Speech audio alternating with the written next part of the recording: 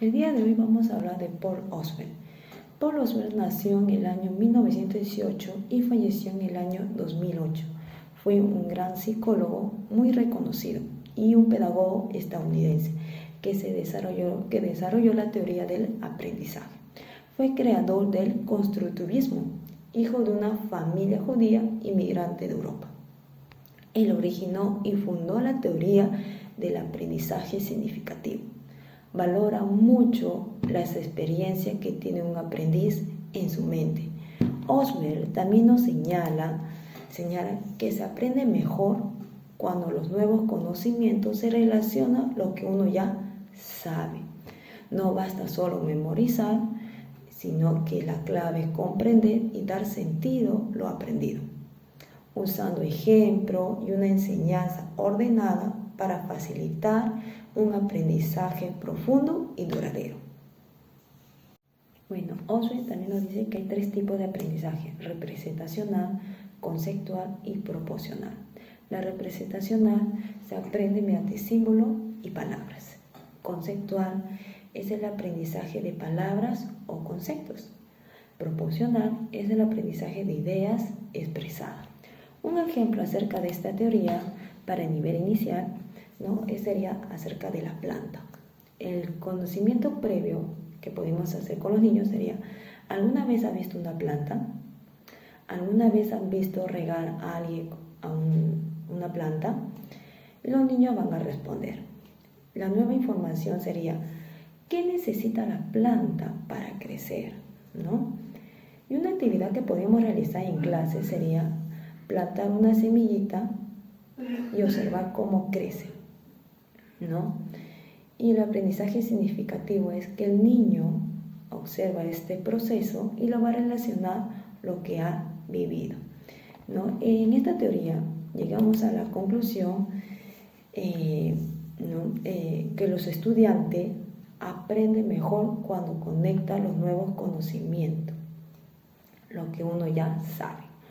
Por eso el maestro debe de enseñar de forma clara, ordenada y relacionada con las experiencias del alumno, para lograr un aprendizaje duradero y con sentido. Gracias. Buenas noches, hoy les voy a hablar sobre el psicólogo y pedagogo Robert Gardner, que nació en 1916 y falleció el 28 de abril de 2022. Su teoría era ecléctica porque mantenía unido lo cognitivo con lo conductual. Ahora vamos a hablar sobre los procesos de aprendizaje, que esto consta de receptores. ¿Qué significa los sentidos? Tenemos el registro sensorial, que serían como las hipótesis de sus pensamientos. Tenemos a la memoria a corto alcance, que sería donde se lleva una categoría de conceptos.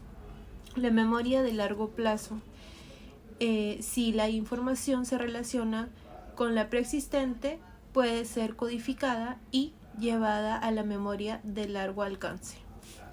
También tenemos la motivación, que es fundamental, ya que permite el paso inmediato a la memoria de largo alcance.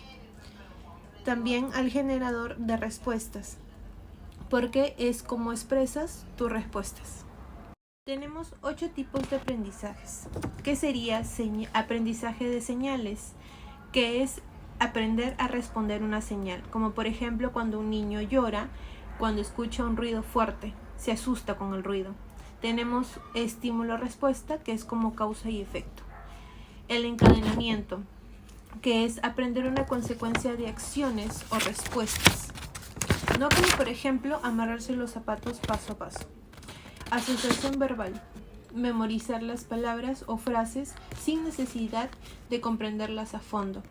Por ejemplo, recitar los días de la semana. Discriminación múltiple, aprender a diferenciar los estímulos similares. Por ejemplo, distinguir las letras P y Q. Aprendizajes de conceptos, que comprende lo que hace y permanezca en una categoría.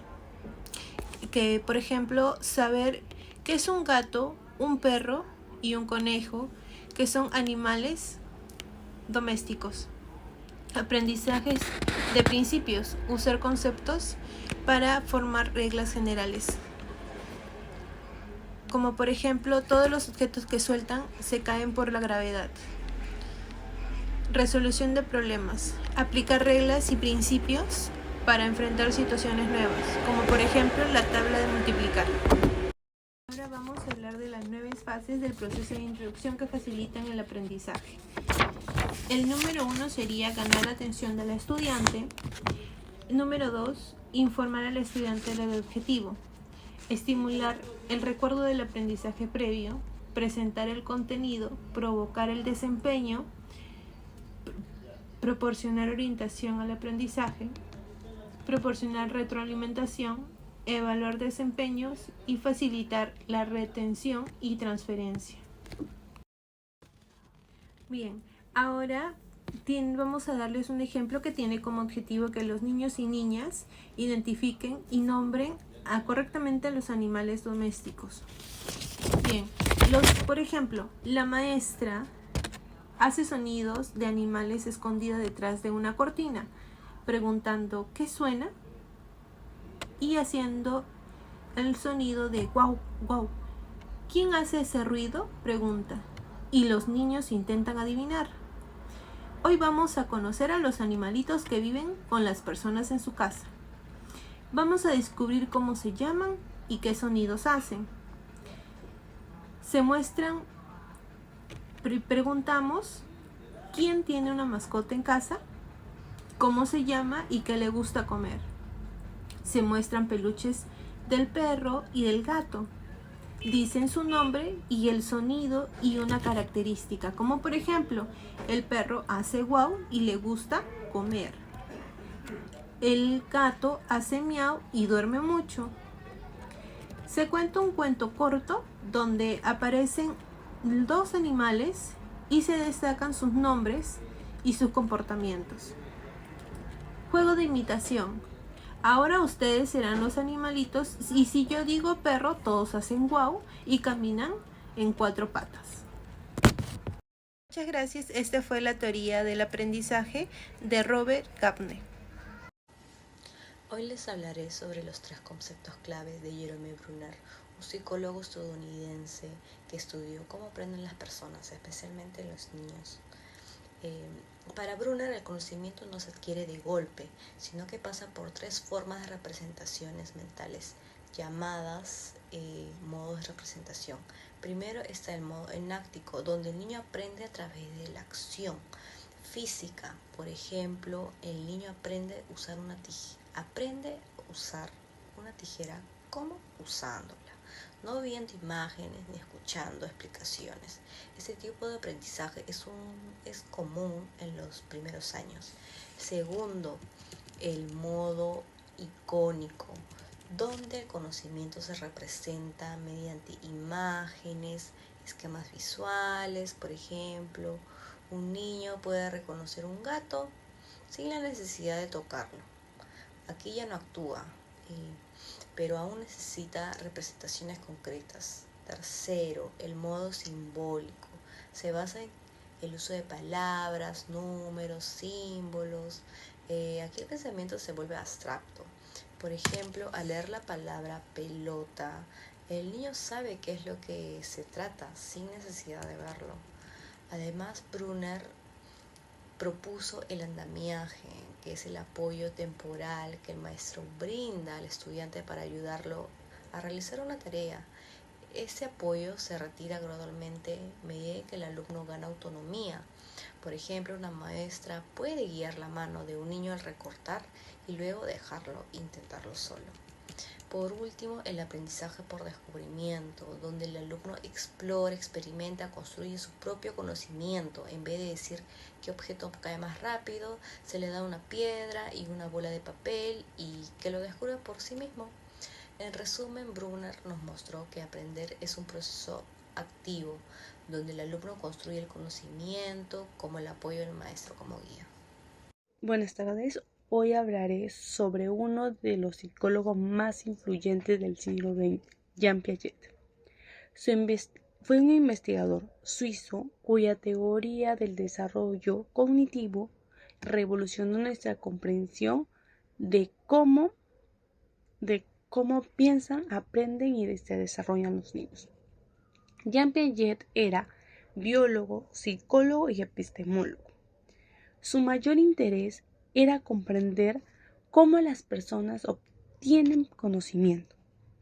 Al observar a los niños, desarrolló la teoría que explica el desarrollo del pensamiento desde la infancia hasta la juventud. El desarrollo cognitivo se refiere a cómo la capacidad de pensar sabiamente para resolver problemas y comprender el mundo. Dentro de la teoría del desarrollo cognitivo existen 4 etapas. La primera etapa es la etapa sensoromotriz de 0 a 2 años, donde los niños aprenden a través de sus sentidos y acciones. La segunda etapa, la etapa preoperacional, de 2 a 7 años, caracterizada por el pensamiento simbólico, el egocéntrico y el egocéntrico. La tercera etapa, operaciones concretas, de 7 a 11 años, en la que los niños desarrollan habilidades lógicas. La cuarta etapa, la etapa de las operaciones formales, de 12 hacia adelante, es donde los adolescentes son capaces de pensar de manera abstracta. Para Piaget hay 4 conceptos principales para su teoría. El primer aspecto es el esquema. Esto está relacionado con la estructura espiritual que usamos para comprender el mundo. El segundo es asimilación. Ahí es cuando el niño incluye nueva información en el esquema actual. El alojamiento. Esto es cuando cambia el esquema para adaptarse a una nueva información. Y el equilibrio es el proceso de buscar un equilibrio entre asimilación y alojamiento para aprender de manera eficaz. Gracias. Hoy día vamos a hablar sobre las teorías de Albert Bandura. Albert Bandura fue psicólogo estadounidense y canadiense. Él nació en 1925 y falleció en 2021. Fue reconocido por desarrollar la psicología cognitiva social y se trabajó en la Universidad de Stanford. ¿Por qué desarrolló las teorías? Una de las teorías de Bandura fue desarrollada en 1977, que es la teoría de aprendizaje social. Esta teoría habla cómo las personas aprenden observando las acciones y las consecuencias. Si un niño ve al otro niño premiado por ayudar, probablemente este niño va a repetir constantemente ya que le están dando un premio. Los elementos claves de esta teoría son el modelo y la imitación, atención, retención, reproducción y la motivación. Bandura también realizó un experimento bobo. Bandura mostró a un grupo de niños un video que un adulto le está golpeando a un muñeco inflado llamado Bobo. Luego dejó a los niños con el muñeco y muchos imitaron y golpearon también. ¿Qué demostró con este experimento? Los niños pueden aprender comportamientos agresivos con tan solo observar y no ser motivados directamente. Bandura también desarrolló la teoría de autoeficiencia, que dice que la creencia de una persona puede lograr muchísimas cosas con sus propios esfuerzos. Bandura también desarrolló la teoría autoeficiencia. Esta teoría, Bandura decía que creer en uno mismo es clave para superar obstáculos y alcanzar metas. También decía que una persona puede lograr algo con sus propios esfuerzos. Por ejemplo, yo como persona puedo esforzarme más en el estudio para sacarme un 20 y así automotivarme yo misma para seguir adelante. Aquí les dejo una de las frases más célebres de Bandura. Las personas no nacen con el talento o sin él. Se desarrollan sus capacidades mediante la observación, el esfuerzo y las prácticas.